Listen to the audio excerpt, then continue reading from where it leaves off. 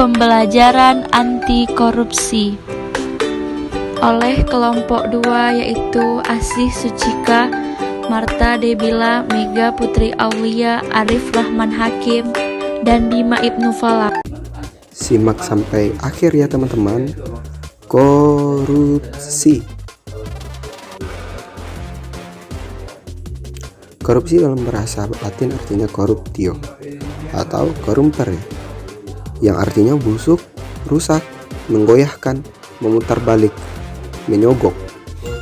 Dalam kamus KBBI, Kamus Besar Bahasa Indonesia, korupsi juga dapat diartikan sebagai penyalahgunaan uang negara atau mengambil uang instansi untuk kepentingan sendiri dan kepentingan golongan. Kasus-kasus korupsi di Indonesia. Yang pertama, kasus korupsi EKTP. Korupsi pengadaan EKTP dilakukan oleh Setia Novanto dan kawan-kawan sejak tahun 2010. Penangkapan oleh KPK terhadap tersangka pertama kali dilakukan pada tahun 2014 dan sidang perdana kasus ini pada tahun 2017. Kerugian yang harus ditanggung negara karena kecelakaan Setia Novanto dan kawan-kawannya ini sebesar 2,3 triliun. Banyak sekali kan? Atas ulahnya ini, Setia Novanto divonis 15 tahun hukuman penjara. Yang kedua, kasus korupsi Gayus Tambunan. Gayus Tambunan sangat heboh diperbincangkan tahun 2010 hingga 2011. Pegawai Direktorat Jenderal Pajak ini menghebohkan Indonesia dengan kasus penggelapan pajak. Kelakuan Gayus Tambunan membuat malu Direktorat Jenderal Pajak dan menghancurkan semangat reformasi di Kementerian Keuangan yang sedang gencar diusung oleh Ibu Sri Mulyani kala itu. Diliput dari detiknews.com, Gayus menyebutkan kerugian negara akibat ulahnya adalah sebesar 1,52 triliun. Akibat ulahnya tersebut, Gayus divonis 29 tahun hukuman penjara. Sekarang kita masuk ke contoh korupsi yang ketiga, yaitu kasus suap ekspor benih lobster. Kasus suap ekspor benih lobster ini dilakukan oleh mantan Menteri Kelautan dan Perikanan, Edi Prabowo. Edi Prabowo yang baru menggantikan Ibu Susi Pujiastuti sudah banyak menggantikan kebijakan kontroversial Menteri Kelautan dan Perikanan. Salah satu kebijakan kontroversial tersebut adalah memperbolehkan ekspor benih lobster. Sebelumnya dilarang oleh Ibu Susi Pujiastuti. Proses kebijakan ekspor benih lobster ini dipenuhi oleh praktik suap menyuap.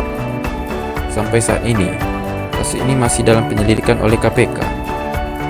KPK sudah menetapkan sebagai 7 tersangka dan menyita 89,9 miliar aset dari para tersangka. Edi Prabowo sendiri terancam menerima hukuman mati karena melakukan korupsi di masa pandemi. Contoh kasus korupsi yang terakhir adalah kasus korupsi bansos COVID-19. 1 bulan setelah penangkapan Edi Prabowo, netizen digemparkan dengan kasus korupsi bantuan sosial kasus COVID-19 dengan berupa sembako untuk masyarakat Jabodetabek yang dilakukan mantan Mensos, Bapak Julari beserta kawan-kawannya. Bapak Julari menerima suap dari perusahaan penyedia bansos agar ia menunjuk perusahaan tersebut. Tidak hanya itu, nilai sembako yang diberikan kepada masyarakat juga dipotong untuk setiap paketnya. Kasus ini baru masuk ke persidangan pada tanggal 21 April 2021. Ancaman hukuman Bapak Julari dan berserta kawan-kawannya adalah hukuman mati karena mereka melakukan korupsi pada saat pandemi. Keempat contoh kasus korupsi tadi barulah sebagian kecil dari banyaknya kasus korupsi yang pernah terjadi di Indonesia.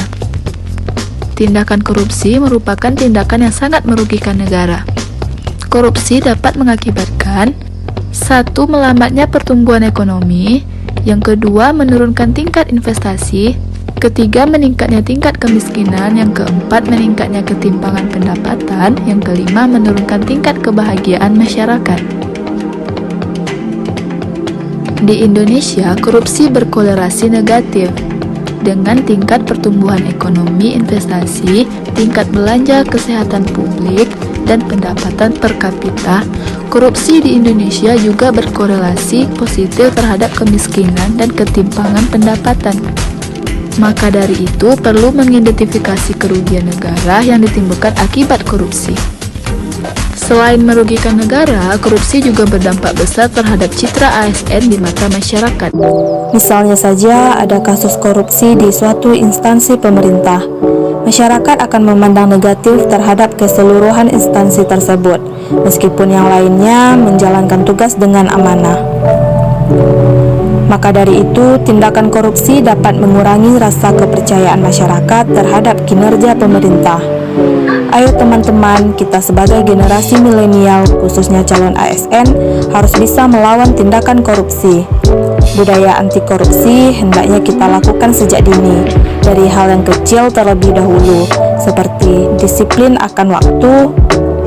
Contohnya saja, tidak terlambat saat memasuki kelas, tidak tertidur saat di kelas, dan mengumpulkan tugas tepat waktu. Perilaku tersebut mencerminkan bahwa kita sudah menghindari tindakan korupsi akan waktu loh. Contoh lain yaitu tidak melakukan plagiarisme atau mencontek, karena perilaku tersebut termasuk perilaku koruptif. Penegakan budaya anti korupsi bukan merupakan tanggung jawab pihak-pihak tertentu saja, melainkan juga tanggung jawab kita bersama, semua masyarakat Indonesia, agar kedepannya bangsa kita dapat bersih dari tindakan korupsi. Ayo berantas korupsi.